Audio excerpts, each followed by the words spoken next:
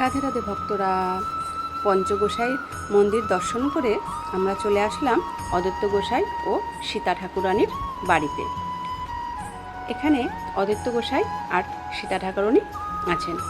অদ্বৈত গোসাইকে আবার আরেক নামে সকলে চেনে, সেটি হলো গৌরানা ঠাকুর। এই অদ্বৈত গোসাই গঙ্গার জল আর তুলসী দিয়ে গঙ্গা পাড়ে বসে বসে গৌরকে আহ্বান করত। এই অদ্বৈত গোসাই হলো মহাবিষ্ণু আর শিবের মিলিত তনু, আর সীতা ঠাকুরানী হলো দেবী দুর্গার আরেকটি রূপ।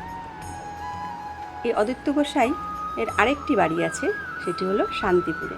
সেখানে আপনারা যেতে পারেন, খুব সুন্দর।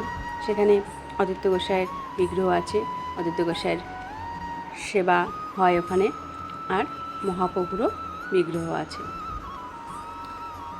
দেখুন, মন্দিরের দরজা খুলে পুরোহিত আমাদের সকলকে অদ্বৈত গোসাইয়ের চরণামৃত প্রসাদ দিচ্ছেন।